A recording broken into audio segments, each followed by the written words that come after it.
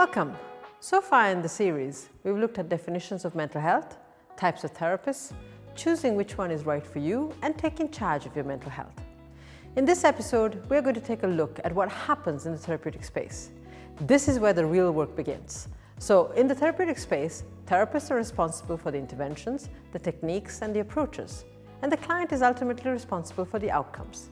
A therapist can't make a client change their behavior or make better choices, but they can use interventions to help the client become more self-aware, become aware of their own needs, and how to go about meeting them.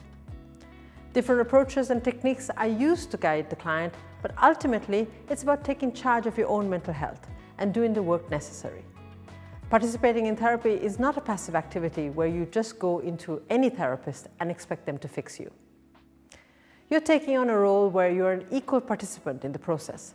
It's important to know what the therapist does, and then as a client, what you're responsible for. Sometimes we hear things like, oh, why can't you just read a self-help book?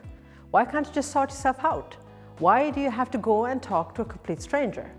Well, would you tell a child to go learn to walk by themselves? It's the same thing. As humans, we learn in relationship with the other. We're learning to relate to ourselves and others through the relationship with the therapist. It's often said the therapeutic relationship between client and therapist is the therapy. Like being able to say when you're angry, for example. How many of us are able to say it in the moment, right? When you feel anger, how many of us can actually say it to a work colleague or our friend or our partner? Often we don't, and we suppress it, or we explode and regret it. But you can learn how to express your emotions in a healthy way. If you can explore and articulate the reasons why you are angry to your therapist, this can help your connection to yourself and your emotions, and you will be able to deal better in the moment with situations like this. That's just one small example, and the more trust and connection you have with your therapist, the richer the rewards for the work you put in. Imagine if the therapist does something to annoy you. Maybe they're late for an appointment, and you're able to say it in the moment in an assertive and contained way. How helpful would that be for the client moving forward in their other relationships?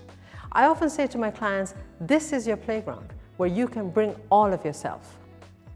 Therapy isn't about going to an expert with all the answers. It's about finding a person you trust and feel safe to walk along with you as you explore your inner world to find the right answers for you, that in turn can help you create a fuller, balanced, and more authentic life. You have to find the answers yourself. Sometimes the answers can come pretty quickly, and sometimes you can be working for a long time when suddenly something will happen. There are no shortcuts or easy fixes. The path to success is in trusting the process, showing up for yourself, and doing the work.